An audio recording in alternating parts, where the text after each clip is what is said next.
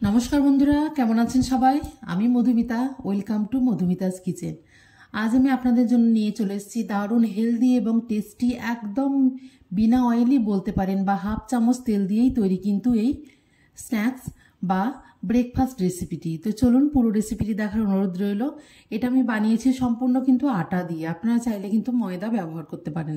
এখানে আমি 2 কাপ আটা নিয়ে নিয়েছি, আর নিয়ে নিয়েছি আমি 2 চামচ সুজি। আপনারা চাইলে সুজিটার পরিমাণ বাড়িয়ে বা কমিয়ে নিতে পারেন। স্বাদ মতো আমি নিয়ে নিয়েছি এখানে লবণ। তারপরে খুব ভালোভাবে শুকনো উপকরণগুলোকে এখানে কিন্তু মিশিয়ে নেব। বাচ্চারা অনেক সময় কিন্তু খেতে চায় না কোনো রকম রুটি পরোটা বা সব থেকে সবজি খেতে চায় না। তো এই ক্ষেত্রে আপনি কিন্তু যদি বানিয়ে দেন এইভাবে, বাচ্চাদের টিফিনে বা বড়দের সবাই কিন্তু খুব পছন্দ করবে। তো জল দিয়ে এটাকে সুন্দর একটা ব্যাটার প্রথমে তৈরি করে নেব। তবে পুরো জলটা একবারে কিন্তু ঢেলে দিলে হবে না, খেয়াল রাখতে হবে যেন এর মধ্যে কোনো রকম গোটা গোটা না থাকে।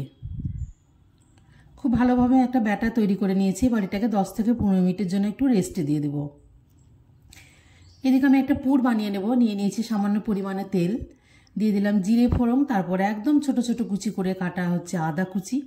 আদাটা একটু ভাজা ভাজা হয়ে গেলে এখানে আমি নিয়ে নিয়েছি ঝালের জন্য সামান্য পরিমাণে কাঁচা লঙ্কা কুচি।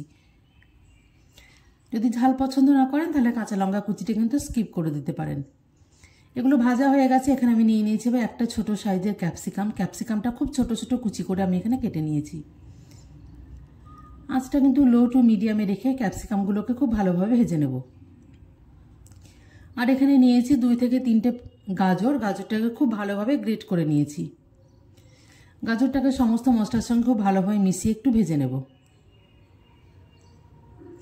আপনারা চাইলে এখানে আরও কিছু সবজি কিন্তু পছন্দ মতো ব্যবহার করতে পারেন। দিয়ে দিলাম গাজরটা যেন একটু সফট হয়ে যায় তাড়াতাড়ি, তার জন্য সামান্য পরিমাণে নুন,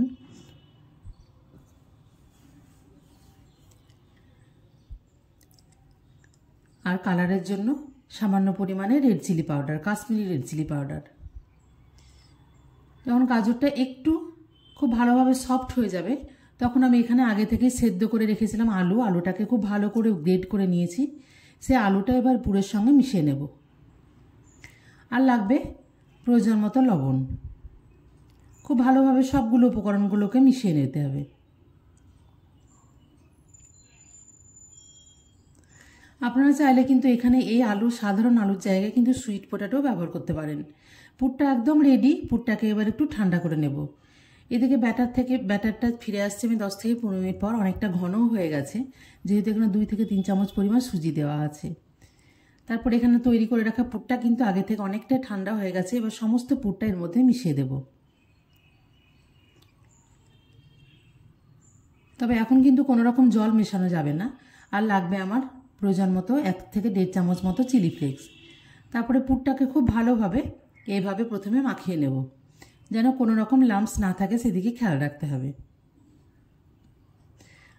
পুরটা আমি খুব ভালোভাবে মাখিয়ে নিয়েছি, কিন্তু মনে হচ্ছে যেন একটু ঘন আছে। আর এটা যেন আরও একটু ভালোভাবে সফট এবং ফ্লাপি হয় তার জন্য দিয়ে দিলাম সামান্য পরিমাণে এখানে খাবার সোডা। আর লাগবে আমার 1 থেকে 2 চামচ পরিমাণে জল। জলটা দিয়ে খুব ভালোভাবে মাখিয়ে নিতে হবে। তবে টেক্সচারটা কিন্তু একদম খেয়াল রাখতে হবে, ঠিক এইভাবে যেন হাতা থেকে স্মুথলি পড়তে থাকে। এর থেকে বেশি ঘন বা পাতলাও কিন্তু করা যাবে না। এদিকে চাটুটা আমি ভালো করে গরম করে নিয়ে কিন্তু সামান্য পরিমাণে অয়েল ব্রাশ করে ভালো করে চাটুটা মুছে নিয়েছি। চাটুটাকে কিন্তু একদম লোতে রাখতে হবে এবং একদমই তেল দেওয়া যাবে না, নইলে কিন্তু ব্যাটারটা একদমই ছড়ানো যাবে না। আঁচটাকে একদম লোতে রেখে সামান্য পরিমাণে তেল দিয়ে এটাকে জলে ছিটে দিয়ে খুব ভালোভাবে একটু টেম্পারেচারটা লো করে নিতে হবে। তারপরে 1 হাতা পরিমাণ বাটারটা দিয়ে এইভাবে হাতার সাহায্যে ওপর থেকে আস্তে আস্তে সরিয়ে নিয়ে একটা গোল আকার তৈরি করে নিতে হবে। এখানে আমি নিয়ে নিয়েছি হাফ চামচ পরিমাণ তেল। একদমই হাফ চামচ পরিমাণ তেলের থেকে কিন্তু বেশি তেল একদমই এখানে প্রয়োজন নেই। আঁচটাকে লো টু মিডিয়ামে রেখে এই পিঠ ও পিঠ উল্টে কিন্তু এগুলোকে ভেজে তুলতে হবে। যেহেতু পুরগুলো আমার আগে থেকেই ভাজা আছে, সুতরাং এক একটা হতে কিন্তু বেশি সময় লাগবে না। আর সামান্য পরিমাণে সুজি দেওয়ার জন্য এগুলো খুব সুন্দরভাবে কিন্তু উঠেও যাচ্ছে। তাই 2 থেকে 3 চামচ পরিমাণে সুজি দেওয়ার অবশ্যই চেষ্টা করবেন। এভাবে লো টু মিডিয়ামে রেখে বারবার উল্টে পাল্টে কিন্তু এগুলোকে ভেজে নিতে হবে। অনেক ক্ষেত্রে ব্রেকফাস্টে কিন্তু আমরা লুচি বা পরোটা খেয়ে থাকি, সেক্ষেত্রে কিন্তু খুব তেলের ব্যবহার হয়। কিন্তু এইভাবে যদি আপনারা রেসিপিটি বানিয়ে থাকেন তাহলে এটা স্বাস্থ্য হবে এবং শরীরের পক্ষেও ভীষণ ভালো হবে, খেতেও হবে ভীষণ টেস্টি। আর এই দিক থেকে তেলের পরিমাণ কিন্তু একদমই নেই বললেই চলে। আবারও একটা এইভাবে আমি ছড়িয়ে দেব।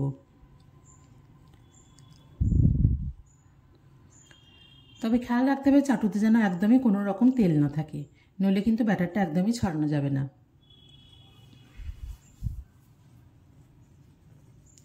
আপনারা চাইলে এর থেকে সাইজটা ছোট বা বড়ও করে নিতে পারেন। এতে যেহেতু সমস্ত রকম মশলা দেওয়া আছে তাই এটা এমনিতেই খেতে ভালো লাগে। আপনারা চাইলে কোন রকম সস বা চাটনির সঙ্গেও কিন্তু খেতে পারেন। আমি একটু প্রয়োজন ঝাল পছন্দ করি বলে ওপর থেকে একটু কাঁচা লঙ্কা দিয়ে দিয়েছি। আপনারা চাইলে ঝালটা বাড়িয়ে বা কমিয়ে নিতে পারেন। এইভাবে উল্টে পাল্টে ভেজে কিন্তু এই পরোটাটা আমি তৈরি করে নিয়েছি। এভাবে প্রত্যেকটা পরোটা আমি ভেজে নিয়েছি। আপনাদের যদি এই রেসিপিটা সম্পূর্ণ ভালো লাগে প্লিজ আমার চ্যানেলটিকে সাবস্ক্রাইব করবেন এবং লাইক শেয়ার কমেন্ট করে আমার পাশে থাকবেন। আপনারা কিন্তু এই জায়গায় বাঁধাকপি বা ফুলকপিও শীতকালে হলে কিন্তু দিতে পারবেন। তো আপনাদের আমি দেখাচ্ছি এগুলো কতটা সফট এবং করতে কতটা সোজা, একদম নরম সফট হয়েছে। এইভাবে আপনারা রোল করে কিন্তু বাচ্চাদেরকে দিয়ে দিতে পারেন, বা চাইলে কিন্তু এর মধ্যে এইভাবে একটুখানি সস লাগিয়ে নিয়েও কিন্তু নিজেরাও খেতে পারেন বা বাচ্চারাও কিন্তু খুব পছন্দ করবে। অবশ্যই বাড়িতে একবার এটা ট্রাই করবেন এবং কমেন্ট বক্সে জানাবেন কেমন হয়েছে রেসিপিটি। ভীষণ সফট হয়, টেস্টি হয়, কোনো রকম সস বা চাটনি ছাড়াও এটা খাওয়া যায়। তবে আপনারা যদি পছন্দ করেন এভাবে সস লাগিয়ে কিন্তু খেতে পারেন। দেখিয়ে বুঝতে পারছেন যে এটা কতটা সুন্দর এবং কতটা সফট হয়েছে। বাচ্চা থেকে বড় সবার পছন্দের এই রেসিপিটি অবশ্যই একবার ট্রাই করবেন।